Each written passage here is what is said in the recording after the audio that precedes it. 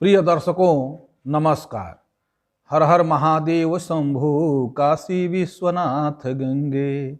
बाबा विश्वनाथ, भगवान गणेश, माता सरस्वती, त्रिदेव, भगवान भास्कर एवं नवग्रह को नमन करते हुए योगिनी महादशा में अन्य योगिनियों के अंतर्दशा का प्रभाव जातक के ऊपर क्या होगा, इसको हम जानेंगे। इसको जानने के पहले चैनल को सब्सक्राइब करें, नोटिफिकेशन बेल दबाएं और वीडियो को शेयर करें ताकि ये चैनल आपको उपलब्ध होता रहे।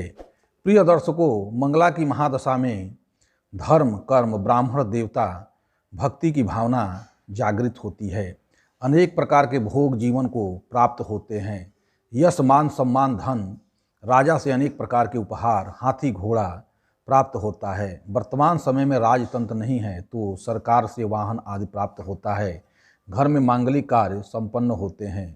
वस्त्र, आभूषण, स्त्री का सुख तथा उच्च शिक्षा, ज्ञान में वृद्धि होती है। मंगला में मंगला की अंतर्दशा में स्त्रियों का सहयोग प्राप्त होता है। पुत्र सुख एवं स्त्री का सुख प्राप्त होता है। घर, वाहन, भूमि का सुख प्राप्त होता है। घर में मांगलिक कार्य, संतान का विवाह आदि होता है। यदि कुंडली में चंद्रमा यदि अकारक हो, कमजोर हो, तो ओम ह्रीं मंगले मंगलाय स्वाहा मंत्र का नित्य एक माला जप करना चाहिए।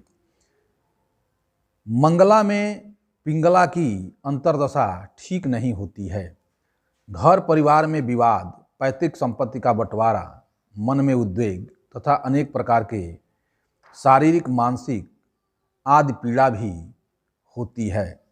कुंडली में यदि सूर्य अकारक हो, शुभ फल नहीं दे रहा हो, तो ओम ग्लौम पिंगले बैरिकारिणी प्रसीद फट स्वाहा मंत्र का नित्य एक माला जप करना चाहिए। मंगला में धान्या का अंतर्दशा में वाहन सुख, हाथी, घोड़ा, गौ तथा संपत्ति आदि का लाभ प्राप्त होता है। पुत्र की प्राप्ति होती है। पुत्र सुख प्राप्त होता है।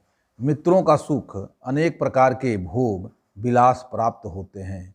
यदि कुंडली में गुरु अकारक हो और शुभ फल नहीं दे रहा हो, तो ओम श्रीं धनदे धान्य स्वाहा मंत्र का नित्य एक माला जप करना चाहिए। मंगला में भ्रामरी के अंतर्दशा में जो साथ में काम करने वाली सहकर्मी स्त्रियां होती है, उनसे विवाद होता है, कलह होता है। जातक कहीं जाकर बाहर बस जाता है। चल अचल संपत्ति का नाश होता है, लेकिन शासन प्रशासन का सहयोग उसे प्राप्त होता है। शासन में उसकी गहरी पैठ होती है। यदि कुंडली में मंगल अकारक हो, मंगल शुभ फल नहीं दे रहा हो, तो ओम भ्रामरी जगता मधीश्वरी सा भ्रामरी क्लीं स्वाहा मंत्र का नित्य एक माला जप करना चाहिए। मंगला में भद्रिका के अंतर में धन संपत्ति में वृद्धि होता है। यह दशा शुभ होती है। पुत्र, पुत्री, स्त्री आदि से प्रेम बढ़ता है। आपस में परिवार में एक दूसरे से लगाव होता है। परिवार का माहौल खुशनुमा होता है। परिजनों से प्रेम और सौहार्दपूर्ण आमोद प्रमोद की स्थिति होती है।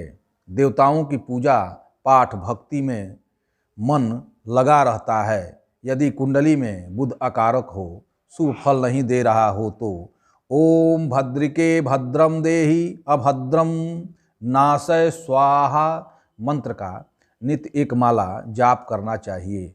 मंगला में उल्का के अंतर में धन की बर्बादी होती है।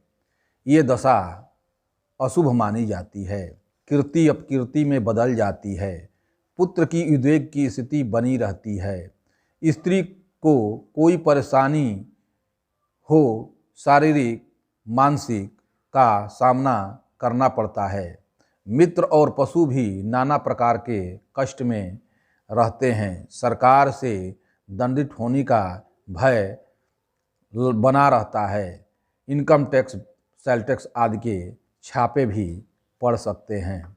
यदि कुंडली में शनि अकारक हो और शुभ फल नहीं दे रहा तो ओम उल्के मम रोगय नासे जृंभय स्वाहा मंत्र का नित्य एक माला जप करना चाहिए। मंगला में सिद्धा की अंतर्दशा में पुत्र सुख प्राप्त होता है, स्त्री का सुख भी प्राप्त होता है। यह दशा जो होती है वो शुभ फल देती है। जातक धन का उपभोग विलासिता में करता है, बंधु और मित्रों का समागम होता है। यदि कुंडली में शुक्र अकारक हो और शुभ फल नहीं दे रहे हो तो ओम ह्रीं सिद्धे में सर्वमानसम साधय स्वाहा मंत्र का नित्य एक माला जाप करना चाहिए। यदि मंगला में संकटा का अंतर होने पर नाना प्रकार के कष्ट प्राप्त होते हैं, ये दशा शुभ नहीं होती है। जल में डूबने, अग्नि का भय, चोरी होना, कीमती वस्तु खोना, सरकार द्वारा दंडित होना, मुकदमा होना, कलह तथा मृत्यु तुल्य कष्ट का सामना करना पड़ता है। यदि कुंडली में राहु केतु अकारक हो तो ओम ह्रीं संकटे मम रोगम नाशय स्वाहा मंत्र का नित्य एक माला जाप करना चाहिए। यदि प्रतिदिन इन योगिनियों की मंत्र का जाप नहीं हो सके तो कम से कम बृहस्पतिवार को कमलगट्टे या चंदन की माला से 11 माला जप करना चाहिए और योगिनियों को सफ़ेद पुष्प अर्पित करना चाहिए। जप करने से पहले जप स्थान को पवित्र कर लेना चाहिए, जल छिड़क के उसको शुद्ध कर लेना चाहिए।